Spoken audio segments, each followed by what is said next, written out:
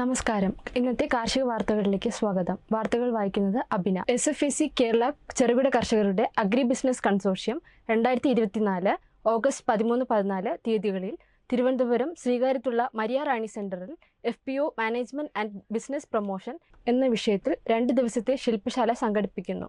ചടങ്ങിൽ കൃഷിവകുപ്പ് മന്ത്രി P. പ്രസാദ് മുഖാമുഖം പരിപാടിയിൽ സംവദിക്കുന്നു. കേരള കാർഷിക സർവകലാശാല കമ്മ്യൂണിക്കേഷൻ സെന്റർ 31/7/2024 നടത്താനിരുന്ന അലങ്കാര മത്സ്യകൃഷി സംബന്ധിച്ച പരിശീലന പരിപാടി 13/8/2024 മാറ്റിവെച്ചിരിക്കുന്നു. പ്രസ്തുത പരിപാടിയിൽ പങ്കെടുക്കാൻ ആഗ്രഹിക്കുന്നവർ താഴെക്കാണുന്ന നമ്പറിൽ ബന്ധപ്പെടുക.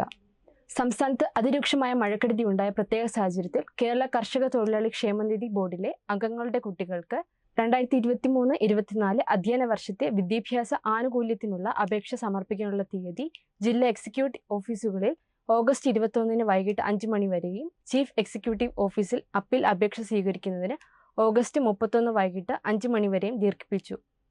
കൂടുതൽ വിവരങ്ങൾക്ക് ജില്ലാ ഓഫീസുമായും ബന്ധപ്പെടുക. റബ്ബർ ബോർഡിന്റെ കീഴിലുള്ള national institute four rubber training NIRT sheet rubber സംസ്കരണം, തരംതിരിക്കൽ എന്നിവയിൽ ഓഗസ്റ്റ് 13-14 തീയതികളിൽ പരിശീലനം നടത്തുന്നു. റബ്ബർ പാൽ സംഭരണം, ഷീറ്റ് റബ്ബർ നിർമ്മാണം, പുകപ്പുരകൾ, ഗ്രേഡിംഗ് സംബന്ധിച്ച ഗ്രീൻ ബുക്ക് നിബന്ധനകൾ എന്നിവയാണ് പരിശീലന വിഷയങ്ങൾ. പരിശീലനം സംബന്ധിച്ച കൂടുതൽ വിവരങ്ങൾക്ക് 9446976726 എന്ന ഫോൺ നമ്പറിൽ ബന്ധപ്പെടുക. മൃഗസംരക്ഷണ നിർദ്ദേശം.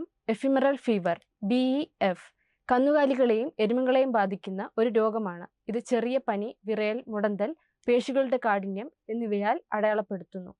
ഈ രോഗം പാലുൽപാദനം കുറയാനും പ്രത്യുൽപാദന ശേഷി കുറയാനും ഗർഭഛിദ്രത്തിനും കാരണമാകും. ചികിത്സ: ഫിനൈൽ ബ്യൂട്ടോസോൺ സോഡിയം 200 mg 10 മില്ലി കന്നുകാലികൾക്ക് 3 ദിവസത്തേക്ക് 2 ഡോസുകളായി നൽകണം.